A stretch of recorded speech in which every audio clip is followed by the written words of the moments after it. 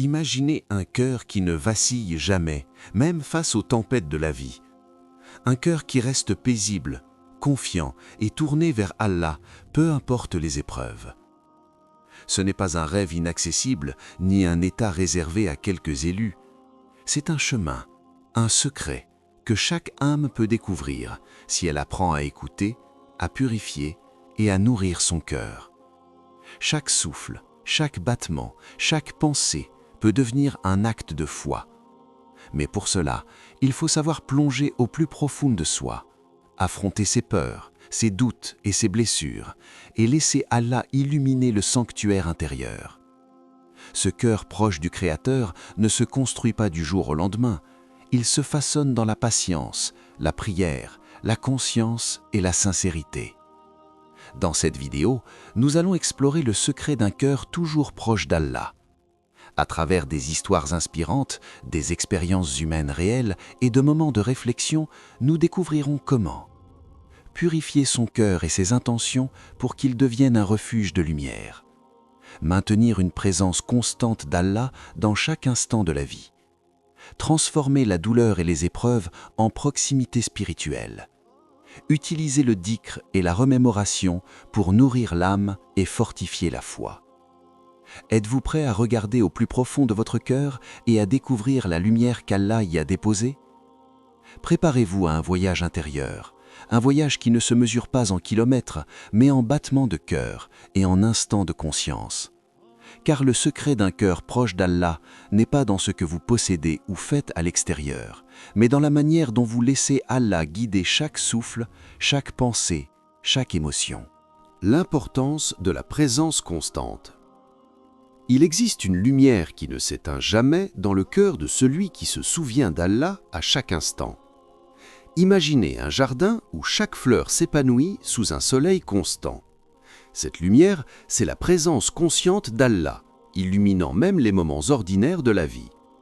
La proximité avec Allah n'est pas seulement une expérience de prière ou de méditation, elle est une présence intérieure continue, un souffle divin qui transforme chaque geste, chaque pensée et chaque émotion.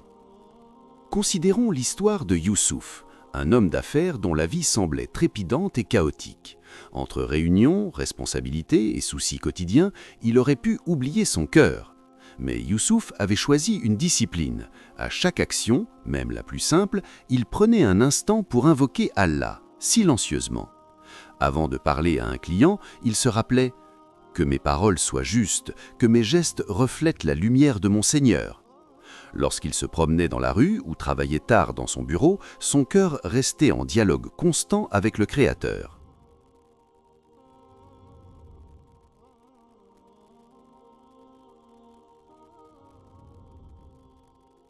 Cette constance est semblable à un courant invisible dans une rivière. Même si l'eau rencontre des rochers et des obstacles, elle continue son chemin, inarrêtable.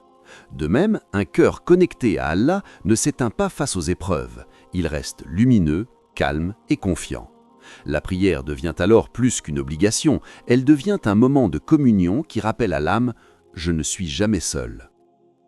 La quête du cœur pur. Le cœur humain est un mystère que peu prennent le temps de contempler. Il est à la fois fragile et puissant, capable de sombrer dans la peur, la rancune et l'angoisse, mais aussi de s'élever vers la lumière, la paix et la proximité avec Allah. Comme le prophète Mohammed, paix soit sur lui, l'a enseigné, le cœur devient malade comme le corps. Cherchez la guérison de votre cœur dans la remembrance d'Allah. Imaginez un jeune homme nommé Salim qui venait de perdre son emploi après des années de dévouement. La colère et le désespoir le submergeaient. Il sentait son cœur se durcir comme un désert aride où plus aucune eau ne semblait couler. Chaque matin, en regardant son reflet dans le miroir, il se demandait « Comment retrouver la paix dans un monde qui semble m'avoir abandonné ?» C'est alors qu'il décida de prendre un moment chaque jour, même quelques minutes, pour se tourner vers Allah. Il commença par la prière, non pas comme un rituel mécanique, mais comme un dialogue intime avec le Créateur. Il lut des versets du Coran avec lenteur et attention, laissant chaque mot pénétrer son âme. Peu à peu, il remarqua que la lourdeur dans sa poitrine diminuait, que ses pensées se calmaient et que son esprit commençait à trouver un équilibre. A fait Yalam Salim ? Si vous pouviez parler à votre cœur comme à un ami, que lui diriez-vous aujourd'hui? Est-il rempli de colère et de peur, ou d'espoir et de foi en Allah? Le cœur pur, celui qui reste proche d'Allah, ne naît pas par hasard. Il se construit par des intentions sincères, des choix conscients et une vigilance constante sur ses propres pensées. Chaque action, chaque parole et chaque émotion devient une pierre dans la construction de ce sanctuaire intérieur. Salim comprit que la patience, sabre, n'était pas seulement une vertu à invoquer lors des difficultés, mais une manière de former un cœur résistant à l'adversité. Un autre exemple illumine ce chemin. Fatima, une femme pieuse, avait pour habitude de méditer sur ses actes chaque soir. Elle se demandait « Ai-je agi aujourd'hui pour Allah ? Ai-je laissé mon cœur s'éloigner de lui par des pensées inutiles ou des rancunes ?» Cette introspection quotidienne la protégeait des influences négatives et renforçait la lumière de son cœur. Elle découvrit que même dans les moments simples, sourire à un inconnu, aider un voisin, prononcer un zikr silencieux, son cœur pouvait se purifier et se rapprocher du divin. Ainsi, la quête d'un cœur pur n'est pas un exploit spectaculaire, mais un chemin subtil et constant. Chaque effort sincère, même petit, est une semence qui fait éclore la lumière intérieure. Le secret commence par la conscience de soi et la vigilance spirituelle, par le choix de laisser le cœur guider chaque pensée et chaque geste. Afay-Alam, Salim, aujourd'hui, que mettez-vous dans votre cœur? Est-ce la peur, la colère ou la confiance et l'amour pour Allah?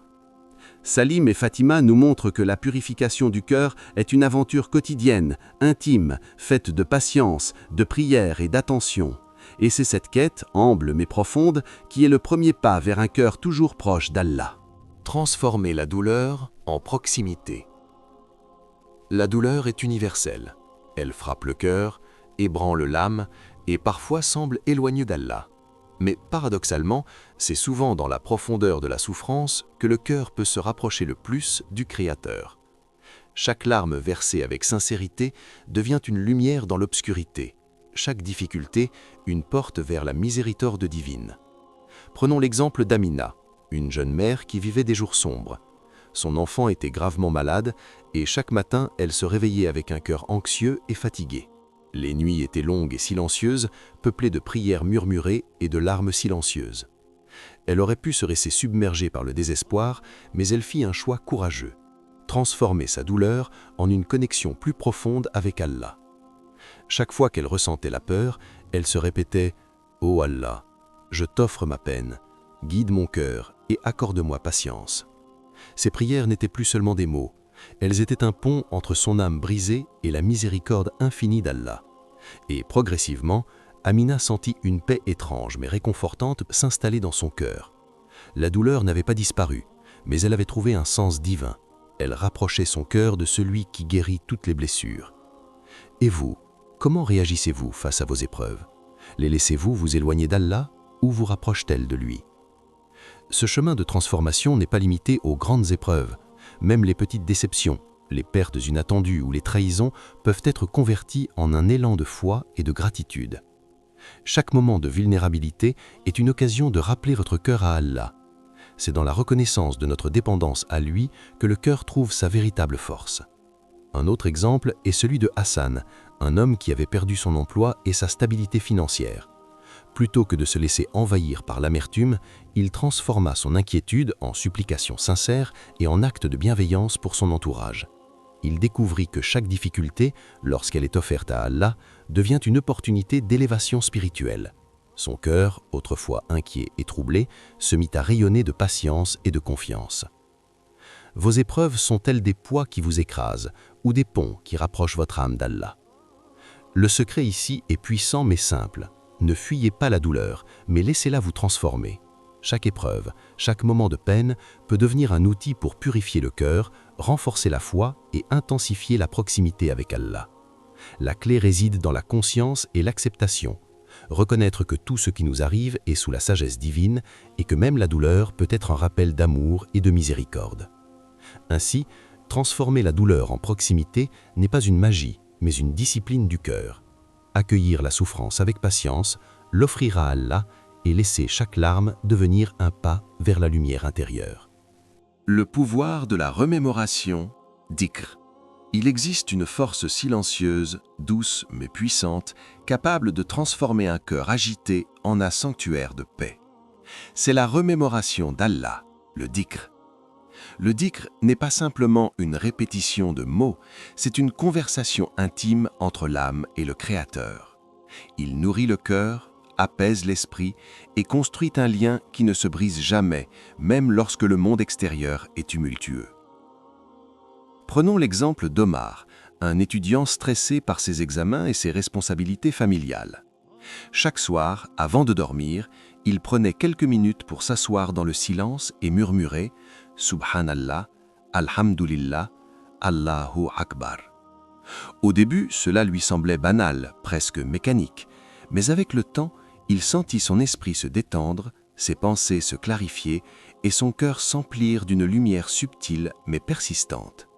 Le dhikr avait transformé son anxiété en sérénité, sa confusion en clarté, son stress en confiance. Combien de fois aujourd'hui avez-vous pris un instant pour rappeler Allah dans votre cœur?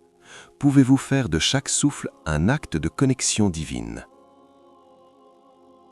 Le dhikr peut prendre de multiples formes, le murmure discret de phrases sacrées, la méditation silencieuse sur le nom d'Allah, ou même la conscience de sa présence à chaque geste quotidien.